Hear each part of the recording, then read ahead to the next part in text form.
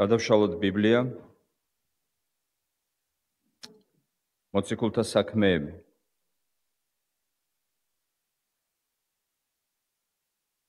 მესამე თავი.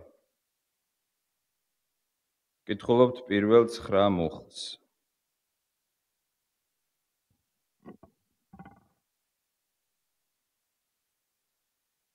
პეტრე და იოანე ადიოდნენ ტაძარში ლოცვის მე-9 საათზე. იყო კაცი, ვინმე დედის მუცლიდანვე საფყარი. ყოველდღე მოჰყავდათ იგი და სვამდნენ ტაძრის კართან, რომელსაც შვენიერი ეწოდებოდა, რათა ტაძარში შემომსვლელთაგან მოწყალება ეთხოვა. როცა დაინახა ტაძარში შემავალი პეტრე და იოანეს თხოვა მათ მოწყალება, პეტრე იოანესთან ერთად დააკვირდა მას და უთხრა, შემოგხედეთ ჩვენ. და დაჟინებით უყურებდა მათ იმ იმედით, რომ რაიმეს გამორჩებოდა. უთხრა პეტრემ, ვერცხლი და ოქრო არა მაქვს, ხოლო რაც მაქვს, იმას გაძლევ. იესო ქრისტე ნაზარევლის სახელით გაიარე. მარჯვენაზე მოჰკიდა ხელი და წამოაყენა და მას უეცრად გაუმაგრდა ფეხები და კოჭები. წამოხდა, დადგა და სიარული დაიწყო. მათთან ერთად შევიდა ტაძარში, დადიოდა, ხტოდა და აქებდა ღმერთს. და ხედავდა მთელი ხალხი მას მოსიარულესა და ღვთისმაქებარს. ეს არის უფლის სიტყვა. ვილოცოთ.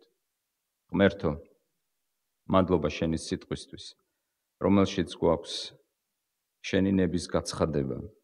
შენი სულიწმიდის მადლით შეგვეწია, რათა დღეს შევძლოთ შენი ხმის მოსმენა შენ სიტყვაში.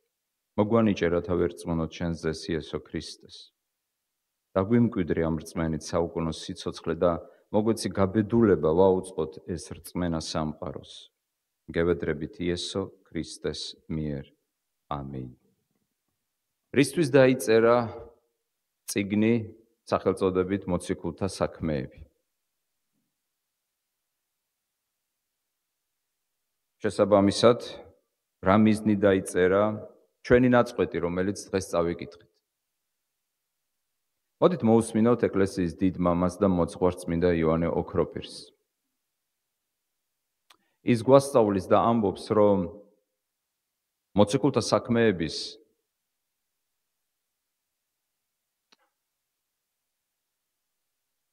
თავარი დანიშნულება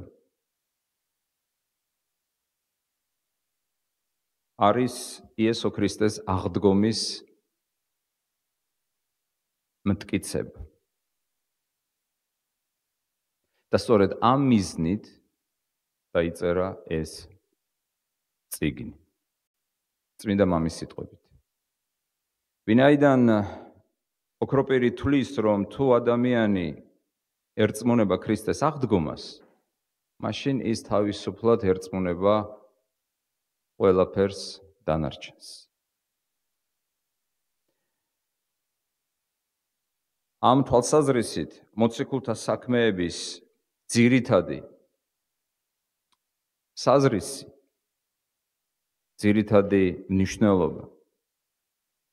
შეიძლება მას ჰქონდეს კიდევ სხვა მნიშვნელობა, მაგრამ ძირითადი მნიშვნელობა არის იესო ქრისტეს აღდგომის მტკიცებები. უფრო რომ დავაზუსტოთ, რასაც ჩვენ ვკითხულობთ ამ წიგნში, იქნება ეს სასწაული, იქნება ეს ქადაგება, თუ სხვა რა ემსახურება თავარ მიზანს, დაგვარწმუნოს, დაგვიმტკიცოს, დაგვაჯეროს, რომ ქრისტე იესო ცოცხალი, რომ ის აღდგა მკვდრეთით. თუ ადამიანი შეძლებს ამის დაჯერებას, წმინდა მამის აზრით, ის შეძლებს აგრეთვე ყველა სხვა დანარჩენი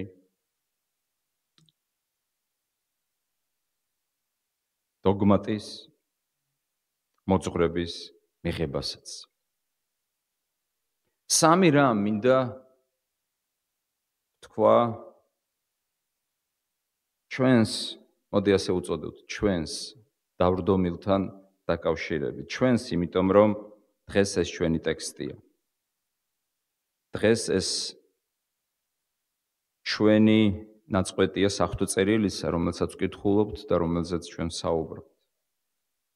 სამი რამ, პირველი დავრდომილის სენი, მეორე დავრდომილის განკურნება და მესამე დავრდომილის განკურნებაში მოციქულების როლი. სამ რამეს მინდა დღეს ჩვენ შევხედოთ. დავრდომილის სენს, მის უძლურებას, დავრდომილის განკურნებას, როგორ მოხდა ეს განკურნება, პირველი რაში მდგომარეობდა დავრდომილის სენი, უძლურება, მეორე როგორ მოხდა მისი განკურნება და მესამე რა როლი ითამაშეს მოციქულებმა დავრდომილის განკურნებაში. რაც შეეხება პირველ ნაწილს ჩვენი საუბრისა, რა ჭირდა სინამდვილეში ამ კაცს?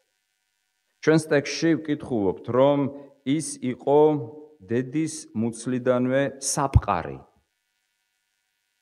თანამედროვე ქართულ თარგმანებში გვხვდება ისეთი სიტყვები, როგორიც არის ხეიბარი, დავრდომილი, საფყარი ჩვენს თარგმანში. ხოლო ძველ ქართულ თარგმანში, წმინდა გიორგი მთაწმინდელის რედაქციით, ჩვენ ვხვდებით სხვა სიტყვას. კელობელი, რაც ნიშნავს კოჭლს.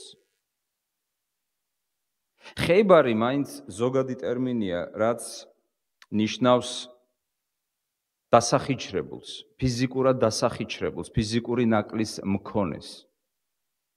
და ეს დასახიჩრება შეიძლება იყოს სხვადასხვანაირი, მაგრამ კოჭლი არის უფრო კონკრეტული.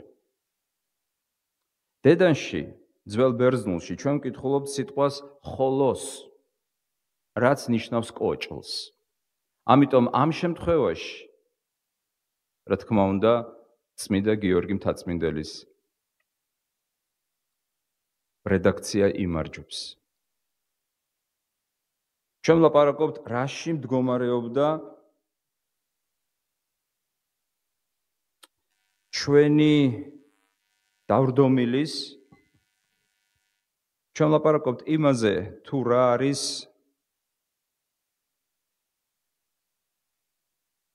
რაში მდგომარეობს, ან მდგომარეობდა კონკრეტულად ჩვენი დავრდომილის უძლურება. ის იყო კოჭლი. სხვადასხვა თანამედროვე ევროპულ ენებშიც სწორედ ეს აზრია გადმოცემული, არა ხეიბარი ზოგადად დასახიჩრებული, არამედ კონკრეტულად კოჭლი.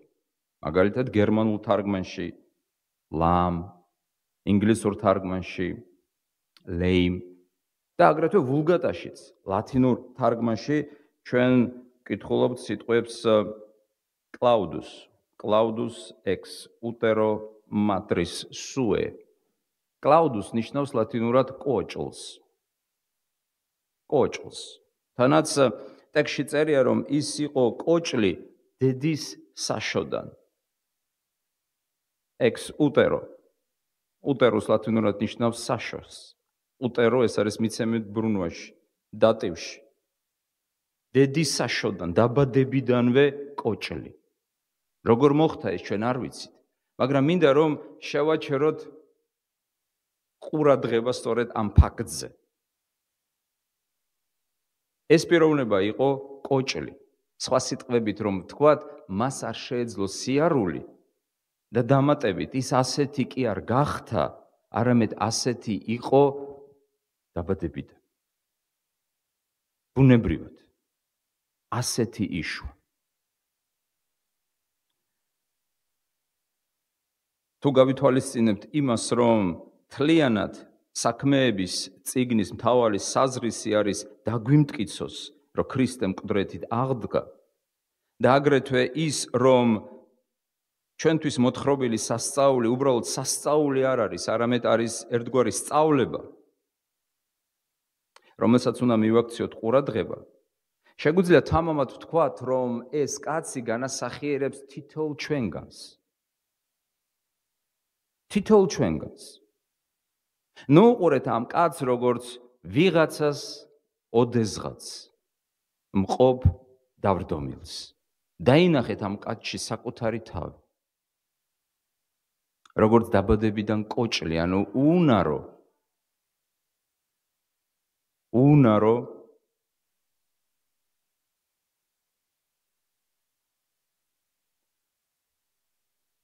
იმისათვის, რომ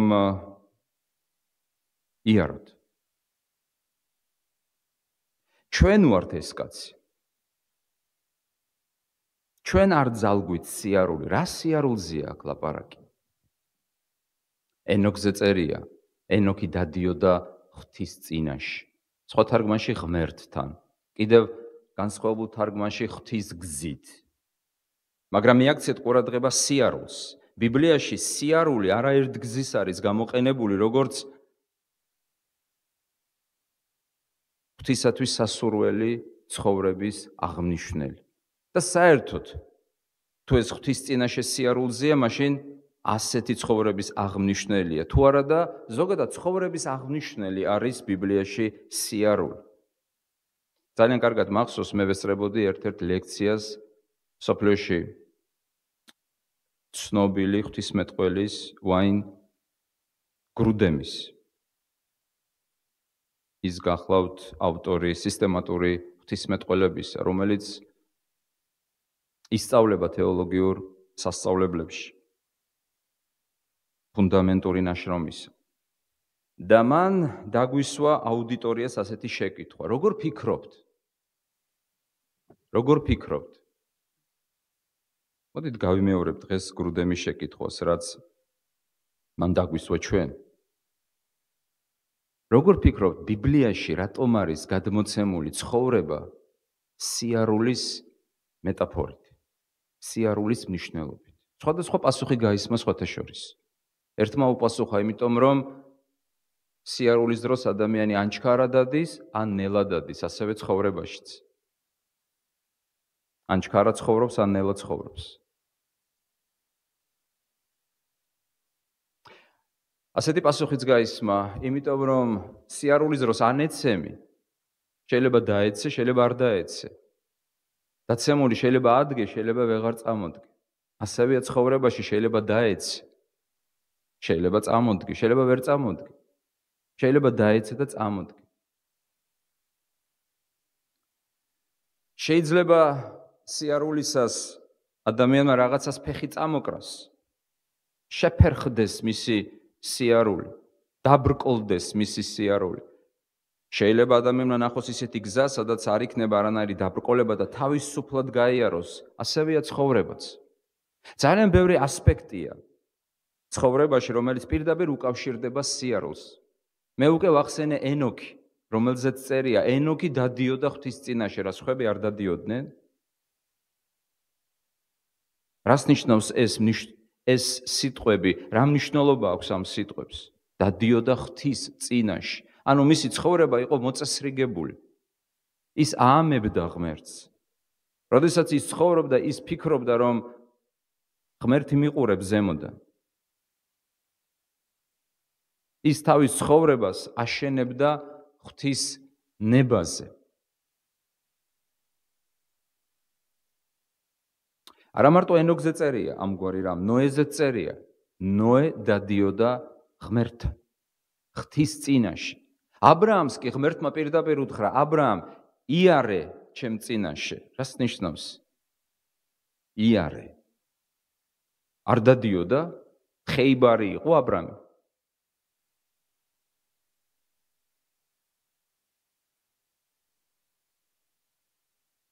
დადიოდა.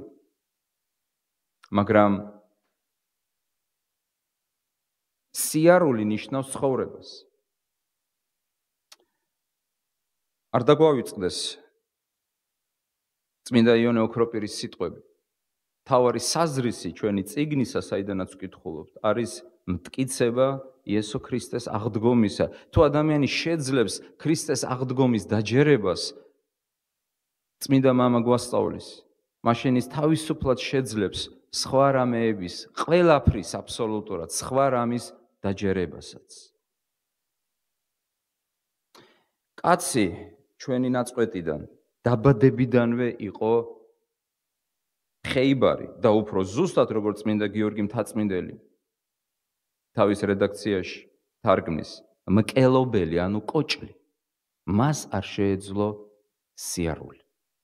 ენოქი დადიოდა ღვთის წინაშე, ნოე დადიოდა ღვთის წინაშე, აბრაამი დადიოდა ღვთის წინაშე. თქვენ იტყვით, ახალ აღთქმაშიც გვხვდება სიარული, როგორც ცხოვრების აღმნიშვნელი. დიახ, წმინდა პავლე მოციქულის მოძღვრებაში.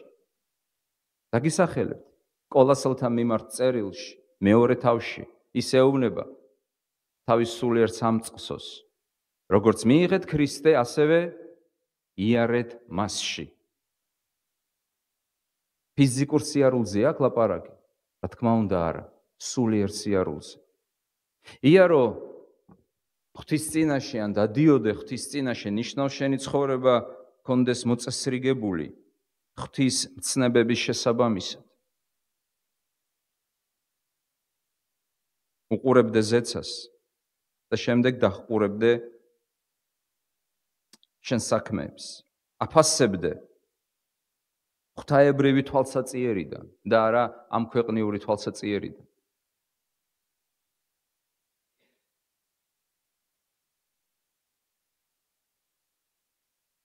ჩვენთვის ერთი დეტალი, რომელიც ამ ნაწყვეტში არის მოცემული, შეიძლება არაფრის მთქმელი იყოს, მაგრამ ძველი ბერძნებისთვის ძალიან ბევრის მთქმელი. რამდენი წლის იყო ეს კაცი? რა წერია ტექსტში? ყურადღებით ადევნებდით თვალს. თქვით? თამამად. ვინმე მიაქცია ყურადღება? რამდენი წლის იყო ეს კაცი? ჩვენი დავრდომელი, ჩვენი ხეიბარი, ჩვენი საფყარი, ჩვენი კოჭლი კაცი, რამდენი წლის იყო? მიაქციეთ ყურადღება. აი თქვენ რო ყოფილიყავით ეხლა ბერძენი, არის თქვენ შორის ვინმე ბერძენი? ერთი არის ვიცი ზუსტად, მაგრამ ძველი ბერძენი არ არის, თანამედროვე ბერძენია. ამიტომ თანამედროვე ბერძნებისთვის ეს არაფრის მთქმელია, მაგრამ ძველი ბერძნებისთვის ძალიან ბევრი მთქმელია. ამ ტექსტში თქვენ ვერ ამოიკითხავდით მის ასაკს, მაგრამ თუ გააგრძელებთ კითხვას, თქვენ ნახავთ, რომ ამ კაცის ასაკი იყო რამდენი? დაგძაბეთ ხომ? მე არ მინდა მარტო მსმენელები იყოთ. რამდენი წლის იყო?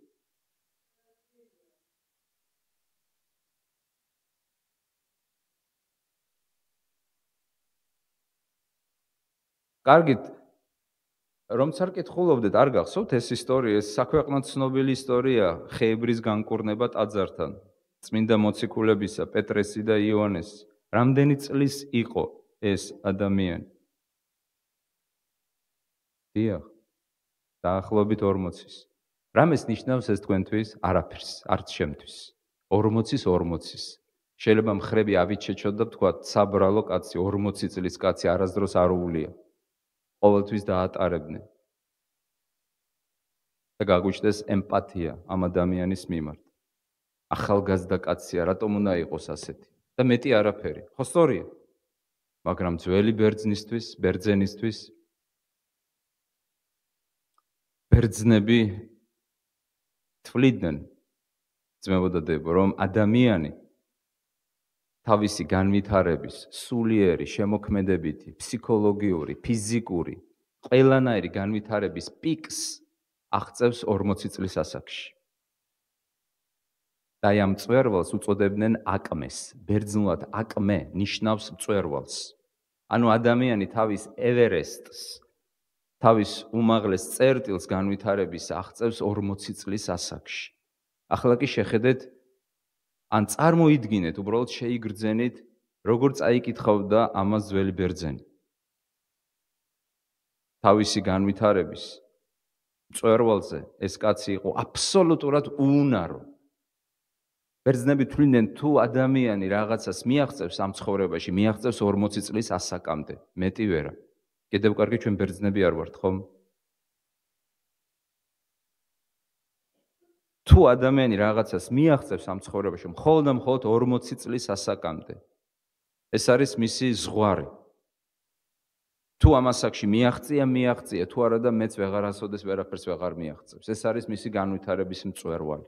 ახლა კი შეხედეთ თავისი განვითარების მწვერვალზე, ეს ადამიანი იმყოფებოდა მდგომარეობაში, რომელსაც ქვია უნარობა, უძლურება, ხეიბრობა, კოჭლობა, მას არ შეეძლო სიარული. თუ ჩვენ ამას გადავთარგმნით საერთო ბიბლიური შედარებით, მაშინ ვიტყვით, რომ ადამიანი თავისი განვითარების მწვერვალზე აღმოჩნდა უნარო იცხოვროს ღვთის წინაშე, რაც არ უნდა ჰქონდეს მას. იცით, თუ ადამიანს აქვს ყველაფერი, ჯანმრთელობაც, ფულიც, კარიერაც, კარგი ოჯახიც, ბედნიერი ცხოვრება, მაგრამ არ დადის ღვთის წინაშე, ის მაინც ხეიბარია. თუ მან მიაღწია ყველაფერს ამ ცხოვრებაში, მაგრამ ღვთის წინაშე არ დადის, ის მაინც ხეიბარია. ის მაინც ეს კაცია. და ეს ვართ ჩვენ. ეს ვართ ჩვენ. ეს კაცი გავს პიროვნებას ცნობილი ნაწარმოებიდან ჰერმან ჰესეს, ნობელის პრემიის ლაურეატის ლიტერატურის დარგში. ალბათ დარწმუნებული ვარ, თქვენ გსმენიათ ან წაკითხული გაქვთ მისი ცნობილი რომანი ტრამალის მგელი, სადაც მთავარი პერსონაჟი ამ ნაწარმოებისა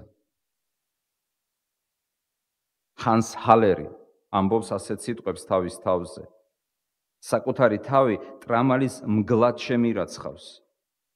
მე ვყოფილ ვარ ამ უცხო და შეუცნობელ სამყაროში, გზაკვალ არეული ნადირი, რომელიც ვეღარც სამშობლოს იპოვის, ვეღარც სიხარულსა და ვეღარც სარჩოს. ტრამალის მგლები ვართ, გამოგდებული და გაძევებულნი ჩვენი სამშობლოდან, რომელსაც ქვია ედემის ბაღი. იმ დღიდან მოყოლებული, როდესაც უფალმა გააძევა ადამი და ევა. ტრამალის მგლებივით დავდივართ, გზააბნეულნი. და ვერ ვგრძნობთ ნამდვილ სიხარულს. არ გვაქვს ნამდვილი გზა. იმიტომ რომ სიარული არ შეგვიძლია. ჩვენი განვითარების მწვერვალზეც კი ჩვენ არ შეგვიძლია ვიაროთ ღვთის წინაშე. იმიტომ რომ ბუნებითად ცოდვილები ვართ. დავითი რას ამბობს? ჩასახვიდანვე ვარ ცოდვილიო. ურჯულოებაში ჩავისახეო. უკანონო შვილი კი არ იყო მშობლებისა, მას ღვთისმოსავი მშობლები ჰყავდა. მაგრამ ის გულისხმობს იმას, რომ ჩასახვის მომენტიდანვე ადამიანი არის ინფიცირებული, დაავადებული, დასახიჩრებული ცოდვის გამო. პატარა ანგელოზუკა კი არ იბადება სინამდვილეში, პატარა ეშმაკუნა იბადება. იმიტომ რომ ადამიანი არის დასახიჩრებული. ზნეობრივად, სულიერად, ის არ ეძებს ღმერთს, არც უნდა ღმერთი. მას არ აინტერესებს წმინდა ცხოვრება. ის უფრო კომფორტულად გრძნობს თავს ცოდვილ ცხოვრებაში, ცოდვილ განცხრომებში, ტკბობაში და არა მარხვაში, ლოცვაში, თავდადებაში, სხარპლის გაღებაში, ეკლესიაში, ბიბლიაში, ლოცვაში.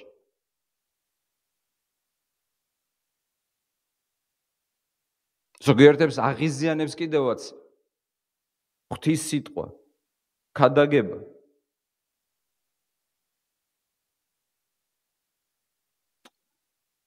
ეს არის ჩვენი სავალალო მდგომარეობა, რომელზეც წმინდა პავლე მოციქულმა მოკლედ განაცხადა. ჩვენ ყველანი მოვკვდით და შევცოდეთ ადამიანში. ჩვენ დავიბადეთ ასეთები. ჩვენი განვითარების პიკზეც 40 წლის იყო ეს დავრდომილი, მაინც ასეთები დავრჩით.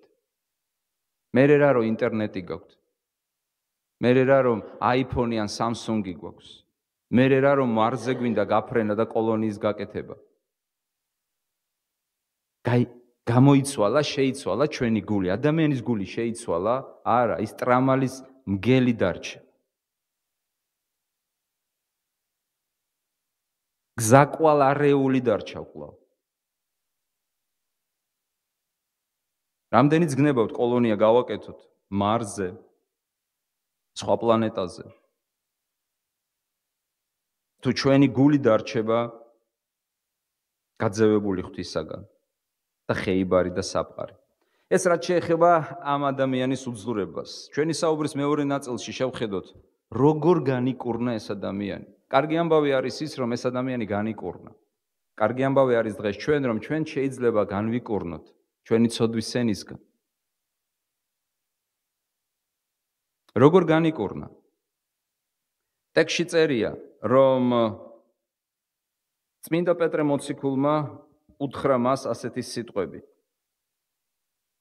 იესო ქრისტე ნაზარეველის სახელით გაიარე.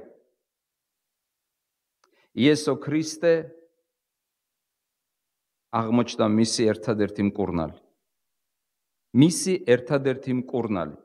ცოტა მოგვიანებით წმინდა პეტრე მოციქული ასეთ სიტყვებს ბრძანებს. დაინახა პეტრემ და უპასუხა ხალხს, კაცნო, რად გიკვირთ ეს? ანდა რატომ გვიყურებთ ასე ჩვენ? განა ჩვენი საკუთარი ძალით ან ღვთისმოსაობით, სიწმინდით დავაწყებინეთ მას სიარული. რას ნიშნავს ეს სიტყვები? ეს სიტყვები ნიშნავს იმას, რომ ვერც ერთი ვერ განიკურნება ცოდვისაგან, სულიერი კოჭლობისგან, საკუთარი ძალით ან საკუთარი დამსახურებით. ეს ხაზგასმით არის დაწერილი. ერთადერთი მკურნალი არის იესო ქრისტე. რატომ იკითხავთ თქვენ? იმიტომ რომ ის გახდა კოჭლი ჩვენთვის, ის გახდა ხეიბარი და საფყარი ჩვენთვის. თქვენი თქვით როდის? ჯვარზე. ჯვარზე ის დააკოჭლეს. მას განუგმირეს ფეხები. მას აღარ შეეძლო სიარული. ადრე ის დადიოდა ქალაქიდან ქალაქში, სოფლიდან სოფელში, ადგილიდან სხვა ადგილას, იმისათვის რომ ცათასასუფეველი ეკადაგა, მაგრამ ჯვარზე ის გააჩერეს, ჯვარზე ის დაასახიჩრეს, ხეიბარი გახადეს. ყოფილა შემთხვევები, როდესაც ჯვარცმული ჩამოუხსნიათ. ისტორია მიცის ასეთი ფაქტები, მაგრამ ასეთი ადამიანები შემდეგ დასახიჩრებულები დარჩენილად. იესო დაასახიჩრეს. რატომ იკითხავთ თქვენ, რომ გამხდარიყო ჩვენი ერთადერთი მკურნალი? მან იტვირთა ჩვენი ცოდვა საკუთარი სხეულით. მას აღმოხდა პირიდან სიტყვები, ღმერთო ჩემო, რატომ მიმატოვე მე? ამ საბრალოს სქემაინც ყავდა რამოდენიმე მეგობარი თუ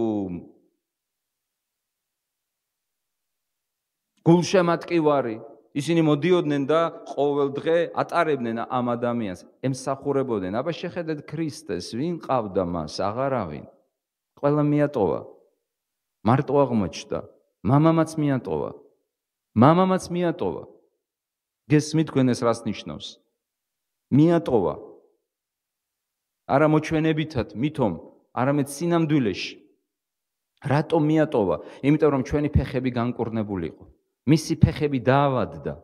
ასე წერია, მან იტვირთა ჩვენი სნეულებანი და ჩვენი ტკივილებით გაიტანჯა, მისი ჭრილობებით ჩვენ განვიკურნეთ. რითი განვიკურნეთ? მისი ჭრილობებით. ჭრილობებით. რო არა მისი ჭრილობები ფეხზე, ეს კაცი ვერ ადგებოდა. მისი ფეხები იქნებოდა გადამტრეული, ან უუნარო სიარულისთვის, მაგრამ ქრისტეს ფეხები განიგმირა. ქრისტე გახდა კოჭლი ორივე ფეხით ჯვარზე. იმისათვის რომ ეს კოჭლი კაცი ყოფილიყო ფეხით მოსიარული. განა ეს საოცრება არ არის? ეს არის სახარება, ეს არის კეთილი ამბავი. ადამიანში ჩვენ ყველანი მკვდრები ვართ სოდვის გამო, მაგრამ ქრისტეში ყველას შეგვიძლია გავცოცხლდეთ. მაშინ იქნებით კოჭლები. ადექით იესო ქრისტეს სახელით. შეიყვარეთ ღმერთი იესო ქრისტეს სახელით, შეიყვარეთ მისი სიტყვა, შეიყვარეთ ეკლესია, შეიყვარეთ სიწმინდე, შეიყვარეთ ღვთისათვის მაამებელი, საამებელი, სათნო საქმეების გაკეთება, შეიყვარეთ მარხვა და ლოცვა. რა არის თავარი გზავნილი ჩვენი ისტორიისა? ნუ იქნებით კოჭლები. ნუ მოიკოჭლებთ ღვთის წინაშე. იცით ერთხელ დიდმა წინასწარმეტყველმა, რომელმაც ცეცხლი ჩამოიტანა ზეციდან. ელიაზე ვსაუბრობ, ასე მიმართა ისრაელიანებს. რატომ კოჭლობთ თქვენ ორივე ფეხზეო? ხედავთ, ისევ კოჭლობა, ისევ სიარული. ეს აზრი ბიბლიაში ხშირად გვხვდება ჩვენ. რატომ კოჭლობთო?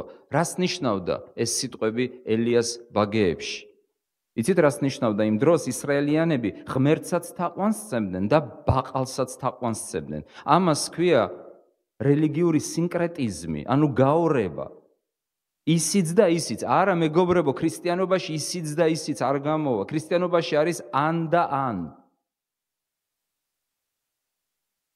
თუ ვინმე არ მიჰყვება ქრისტეს, ის მისი მოწინააღმდეგე ხდება. ისიც და ისიც არ შეიძლება. არ შეიძლება ერთი ხელით ეშმაკს ჩამოვართვათ, ეშმაკზე ვიყოთ მოჭიდებულნი და მეორე ხელით ქრისტეზე ვიყოთ მოჭიდებული. ისიც და ის ასე აკეთებდნენ ისრაელიანები ელიას დროს. და ეუბნება ელია, რატომ კოჭლობთ ორივე ფეხით? რატომ ვერ დადიხართ ღვთის წინაშე? როგორ ისინი ეტყოდნენ, ჩვენ ღმერთს ვცემთ თაყვანს და ბაყალსაც. ეკლესიაშიც დავდივარ და ვღალატობ ქმარს, ცოლს. ეკლესიაშიც დავდივარ და ვლოთობ, ვეწევი. ეკლესიაში დავდივარ და არ ვიცი, უამრავ ცოდვას შავდივარ. ხო დავდივარ. ესეც და ესეც. არა, ქრისტიანობა ესეც და ესეც არ არის. ქრისტიანობა არის ან და ან. ან იქეთ ახარ, ან აქეთ ახარ. ან ღვინო ხარ, ან წყალი ხარ. ან მარილი ხარ, ან საერთოდ არ ხარ ის, ვინც უნდა იყო. ნეტარი ავგუსტინა გვასწავლის. შენ შევქმენი შენთვის და არ დაცხრება ჩვენი გული, ვიდრე არ მოისვენებს შენში. შეგიძლია თქვათ, რომ თევზი მოისვენებს ცაში, ვერასოდეს. იმიტომ რომ თევზის ადგილი სადაა? წყალში. შეგიძლია თქვან, რომ ფრინველი მოისვენებს წყალში. არა, რატომ? იმიტომ რომ ფრინველის ადგილი სად არის? ჰაერში. შეგიძლია თქვათ, რომ ადამიანი მოისვენებს ღმერთის გარეშე, სადაც არ უნდა იყოს. ვერა, ვერც ადამიანში, ვერც მეუღლეში, ვერც შვილებში, ვერც მშობლებში, ვერც ძმებში, ვერც დებში, ვერც განცხრომებში, ვერც საქმეში, ვერც კარიერაში, ვერსად, მხოლოდ და მხოლოდ მის შემოქმედ ღმერთში. ეს ყველაფერი უარსაყოფია, ვინ ჩამოვთვალე? არა, რა თქმა უნდა. მაგრამ ის ვერ მოისვენებს. ავგუსტინე გვასწავლის, რომ არ დაცხრება ჩვენი გული, ანუ ვერ პოვებს ის სიმშვიდეს, ვერ მოისვენებს. თუ არ მოისვენებს ის ღმერთში. წმინდა პეტრე მოციქულმა გარკვევით გვასწავლა, არა ძალითა ჩვენითა და არა დამსახურებითა ჩვენითა, არამედ იესო ქრისტეს გამო, იესო ნაზარევლის გამო. იმ ნაზარევლის, რომელიც თქვენ მოკალით და ასახიჩრეთ, მის აღდგამ ყდრეთით. რა არის მთავარი საზრისი მოციქულთა საქმეების? დაგვარწმუნოს ჩვენ, რომ ქრისტე დღეს არის ცოცხალი. დღეს ქრისტე არის ცოცხალი. თქვენ გონიათ დღეს ქრისტე არ კურნავს დავრდომილებს. ქრისტე კურნავს ცოდვილებს. და ისინი ახალი ქმნილება, ახალი ადამიანი ხდებიან. მესამე ჩვენი საუბრის უკანასკნელი ნაწილი. კარგით, ის იყო დავრდომილი. მეორე, ის განიკურნა არა ძალით და დამსახურებით, არამედ მადლით. მესამე, რა როლი ჰქონდა მოციქულებს დავრდომილის განკურნებაში? თქვენ შეიძლება თქვათ არავითარი, გეთანხმებით. იმიტომ რომ თავად პეტრემ უარყო ნებისმიერი მიზეზის მიწერება საკუთარ თავზე და თქვა, რატომ გიკურთ, რატომ გვიყურებთ ასეო, ყველა უყურებდა მათ. ეხლა წარმოიდგინეთ, ქრისტეს კი არ უყურებდა ყველა, მათ უყურებდა ყველა. ეს საშიშროებაა. ყველა უყურებდა მოციქულებს. იმიტომ რომ მოციქულებმა წარმოთქვეს სიტყვა და დავრდომილი განიკურნა 40 წლის ადამიანი, რომელსაც არასოდეს არ ევლო.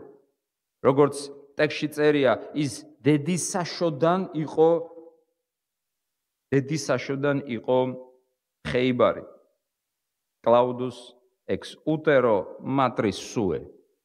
ზუსტად ასე არის გადათარგმნილი ვულგატაში. რა თქმა უნდა, ყველამ შეაჩერა ყურადღება მათზე, არა ქრისტეზე. რატომ? იმიტომ რომ ქრისტეს ვერ ხედავდნენ. მაგრამ ხედავდნენ ვის? მოციქულებს. პეტრემ მოიხსნა ყველანაირი დიდება და თქვა, ნუ გვიყურებთ ჩვენ. ჩვენ ნუ გვიყურებთ. ნუ გონიათ რომ ეს ჩვენ გავაკეთეთ, ჩვენი ძალით, ჩვენი სიწმინდით, ჩვენი ღვთისმსახურებით, ეს გააკეთა იესომ, რომელიც თქვენ მოკალით და ასახიჩრეთ. მისი სახელით განიკურნა. მაგრამ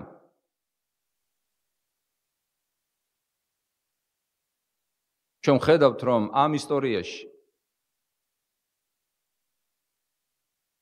მოციქულებსაც აქვთ თავიანთი როლი, თავიანთი წილი. და რა? ერთ-ერთი ავტორი ასე ამბობს, იესოს სახელმა კი განკურნაო, მაგრამ პეტრეს ხელმა წამოაყენაო. რა კარგი დაკვირვებაა რა? ხელი ვინ გაუწოდა? დახმარების. პეტრე. ასე წერია ჩვენს ტექსტში. გაგახსენოთ? მარჯვენაზე მოჰკიდა ხელი და წამოაყენა. და მას უცბად გაუმაგრდა ფეხები და კოჭები. ხელი ვინ გაუწოდა? პეტრემ. განკურნა ვინ? ქრისტემ. ჩვენ აქ უნდა დავინახოთ ჩვენი ქცევის მოდელი. ეკლესია მოწოდებულია, რომ ხელი გაუწოდოს დავრდომილს. იმისათვის, რომ წამოაყენოს და არა უბიძგოს დავრდომილს, იმისათვის, რომ მოიშოროს. ეკლესიამ მორწმუნეებმა, ქრისტიანებმა ხელი კი არ უნდა უბიძგონ. პირიქით, ხელი უნდა გაუშვირონ. ქრისტე კურნავს, მაგრამ ეკლესია იწვდის ხელს. ეთანხმებით ამ ტექსტს, ეთანხმებით ამ თეზას. იესო კურნავს, მაგრამ პეტრეს ხელი წამოაყენებს. იესო კურნავს, მაგრამ ეკლესიის ხელი უნდა იყოს გაწვილი დასახმარებლად და არა მოსაშორებლად. ჩვენ იმდენად წმინდანი ვართ, არ მოგვეკაროთ, არ გავუწმინდურდეთ. ასეთი პოზიციაც შეინიშნება ზოგჯერ. მე იმდენად წმინდანი ვარ, იმდენად მარხული ვარ, იმდენად მლოცველი ვარ, იმდენად მონანული ვარ და ასე შემდეგ. არა, ქრისტე მიდიოდა და ჭამდა, სვამდა მებაჟეებთან, ცოდვილებთან. არა იმიტომ, რა თქმა უნდა, რომ მათ საქმეებში მონაწილეობა მიეღო, არამედ იმიტომ, რომ ხელს უწვიდა მათ გადასარჩენად. პეტრემ გაუწოდა ხელი. შეხედეთ კიდევ ერთ აზრს ჩვენს მესამე ნაწილში, ჩვენი საუბრის მესამე ნაწილში. რა უთხრა პეტრემ დასაწყისში? განკურნების შემდეგ მან კატეგორიულად აუგრძალა ყველას, რაიმე ეფიქრათ მასზე. რომ თითქოს მან განკურნა, მაგრამ დასაწყისში რა უთხრა მან დავრდომილს? შემოგხედე ჩვენ. ნახეთ წერია. პეტრე იონესთან ერთად დააკვირდა მას და უთხრა შემოგხედე ჩვენ. და ასე წერია. იგი დაჟინებით უყურებდა მათ იმ იმედით, მათ გააჩინეს იმედი დავრდომილში. ეკლესია მოწოდებულია გააჩინოს იმედი ცოდვილებში. იმედი და არა სასოწარკვეთილება. თქვენ ჯოჯოხეთში ჩავარდებით, თქვენ მოკვდებით, განადგურდებით, ღმერთის წყევლა მოვა თქვენზე და ასე შემდეგ. არა. ეკლესიას უნდა კონდეს არა ამგვარი სიტყვა. რა თქმა უნდა, ის უნდა ქადაგებდეს, რომ ცოდვის საზღაურის სიკვდილია. ერთი ხელით უნდა ეჭიროს რჯული, მაგრამ მისი მთავარი სათქმელი რჯული არ არის. მისი მთავარი სათქმელი სახარება. იესომ თქვა, წადით და უქადაგეთ არა რჯული, არამედ სახარება. ვინც ირწმუნებს და მოინათლება, გადარჩება. ეს არის გადარჩენის ამბავი, გადარჩენის უწყება. პეტრემ და იოანემ გააჩინა იმედი იმ საწყალ ადამიანში. შეგვიძლია თუ არა დღეს ჩვენ უთხრათ სხვებს შემოგხედე და ჩვენი შემხედვარი ადამიანებს იმედი გაუჩნდეს. ხშირად ჩვენი შემხედვარი ადამიანებს იმედი კი არ უჩნდება, სასოწარკვეთილება უჩნდება. ასეა თუ არა? მოდით ვიყოთ გულწრფელნი. ჩვენი შემხედვარი ადამიანებს იმედი უჩდება? პეტრეს და ივანეს შემხედვარი დავრდომილს იმედი გაუჩნდა. ეკლესიის მოწოდება არის ხელი გაუწოდოს და იმედი გაუჩინოს სოდვაში მყოფთ, რომელთაც გადარჩენა სურთ. აქ არ არის ლაპარაკი იმ ადამიანებზე, რომლებსაც არ სურთ მიიღონ ღვთისაგან რაიმე დახმარება, არამედ ადამიანებზე, რომლებსაც სურთ მიიღონ ღვთისაგან დახმარება და შეწევნა.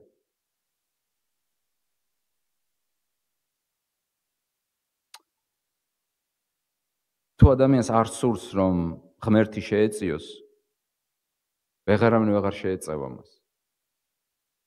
მაგრამ თუ ადამიანი ცოდვაშია და ცდილობს, წვალობს, შეხედეთ ამ ადამიანს მოჰყავდათ ტაძართან, არ ტოებს მაინც ტაძარს, უნდა ღმერთი, ვერ დადის ღვთის წინაშე, ჩვენც ვერ დავდივართ, მაგრამ გულში ღმერთმა დატოვა რაღაცა ბჟუტავი, მოციმციმე, სურვილი, რომ ვიპოვოთ გზა ამ არეულ და უსამართლო ველურ სამყაროში და როდესაც ჩვენ ხვდებით პეტრეს და იოანეს წმინდა მოციქულებს, როცა ჩვენ ხვდებით ეკლესიას, ეკლესია როგორია, როგორ ვამბობთ ჩვენ სარწმუნოების სიმბოლოში, სამოციქულო, ანუ მოციქულთა ქადაგებით არის დაფუძნებული. მაშინ ეკლესიამ უნდა გააჩინოს იმედი უნდა გააჩინოს და არა სასოწარკვეთილება და უიმედობა. და ბოლო რამ, ჩვენ მესამე ნაწილში, ერთი გაუწოდა ხელი, მეორე გააჩინა იმედი და მესამე პეტრე მოციქულმა გაუსწორა იმედი. რის იმედი ჰქონდა მას ამ დავრდომილს, რომ მიიღებდა რას? ოქროვერცხლს. მას ჰქონდა იმედი განკურნების? არა. ზოგი ამბობს, რომ რო განიკურნო, უნდა ჰქონდეს რწმენა განკურნების. გეკითხებით, ამ კაცს რწმენა ჰქონდა განკურნების? არ ვფიქრობ, ტექსტში ასე არ წერია. ამას ჰქონდა რწმენა ოქრო და ვერცხლის მიღების. კი, მისი რწმენა ჰქონდა, ასე წერია, იმედი ჰქონდა, რომ აქ წერია პირდაპირ, რაღაცას გამორჩებოდა. იონე ოქროპირი, წმინდა იონე ოქროპირი, ეკლესიის დიდი მამა და მოძღვარი ამბობს, წმინდა პეტრეს არ უთქვამს, რომ ახლა არ მაქვს ფული. ნახეთ როგორ შენიშნა დიდმა მოძღვარმა. არამედ წმინდა პეტრემ უთხრა, საერთოდ არ გამაჩნია ვერცხლი და ოქრო. საერთოდ არ გააჩნდა. თუ თქვენ მეორე თავს წაიკითხავთ, ნახავთ, რომ უამრავი ვერცხლი და ოქრო მოჰქონდათ მოციქულთა ფეხებთან. იმ დროს ყიდნენ სახლებს და შესაწერავი ისე მოჰქონდათ ეკლესიაში. მაგრამ როგორ ეუბნება მაშინ ვერცხლი და ოქრო არ მაქვსო? ახლა თან არ მაქვსო კი არა. საერთოდ არ მაქვსო. წმინდა პეტრემ უთხრა, რომ მე მაქვს უკეთესი ვიდრე ოქრო და ვერცხლი შენთვის. იმ შემთხვევაში მისთვის საუკეთესო იყო ფეხზე დადგომა. არა დახმარება, რაღაც ერთჯერადი, არამედ ფეხზე დადგომა. რომელია უკეთესი ადამიანს ანკესი აჩუქო თუ თევზი? გიკითხებით. მას უნდა დაუშვათ თევზი. ორი ვარიანტი გაქვთ. თევზი მისცეთ, გამზადებული და ანკესი მისცეთ. რომელი ამ ორიდან ყველაზე უკეთესი? ანკესი, იმიტომ რომ იმ ანკესით უამრავ თევზს დაიჭერს. თქვენ ერთ თევზს მისცემთ ერთხელ. წმინდა პეტრემ უთხრა, ოქრო და ვერცხლი არა მაქვს შენთვის. შენ გონია შენ გჭირდება ოქრო და ვერცხლი, მაგრამ სიამოვნებელია შენ ოქრო და ვერცხლი არ გჭირდება. სხვა რამე მაქვს შენთვის. შენთვის მაქვს მე განკურნებული ფეხები. იესომ ეს შენთვის მოიპოვა. იესომ ეს შენთვის დაიმსახურა. როგორც პირველ ქადაგებაში მოისმინეთ, თუ ჩვენ ქრისტეს მოიმედენი ვართ ამ წუთის სოფელში, ოქროსთვის და ვერცხლისთვის, მაშინ ყველაზე უბადრუკი საწყალი ადამიანები ყოფილვართ.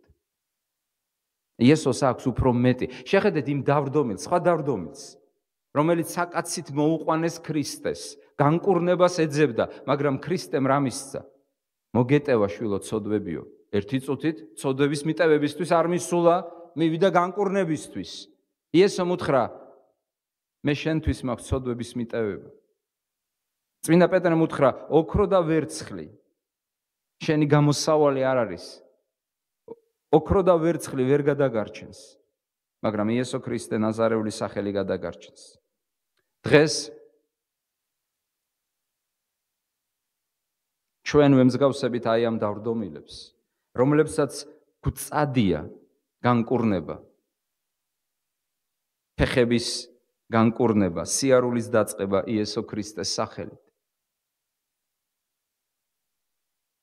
გარდა ამისა, ჩვენ დღეს უნდა ვემსგავსებოდეთ მოციქულებს, მათ დაგვიტოვეს ნიმუში, რომ გაუწოდოთ ხელი, რომ წარმოვშვათ მიზეზი, იმედი, სასოება და რომ შევთავაზოთ უკეთესი, ვიდრე არის ამ ქვეყნიური, ოქრო, ვერცხლი, ან თუნდაც ფიზიკური განკურნებაც. იმიტომ რომ რაც არ უნდა ჯანმრთელი იყოს ადამიანი, ერთ დღეს ის აუცილებლად სასაფლაოზე აღმოჩნდება. რაც არ უნდა ჯანმრთელი იყოს, მაგრამ თუ ადამიანი დაიბადა ზეციდან, თუ ღმერთმა მისცა მას ახალი სიცოცხლე, რომ მოკვდეს კიდეც, არ მოკვდება. იმიტომ რომ ღმერთი მკვდრების ღმერთი არ არის, ცოცხლების ღმერთია. მას იცოცხლეთ ქრისტეში და იარეთ ქრისტეში. ამინ.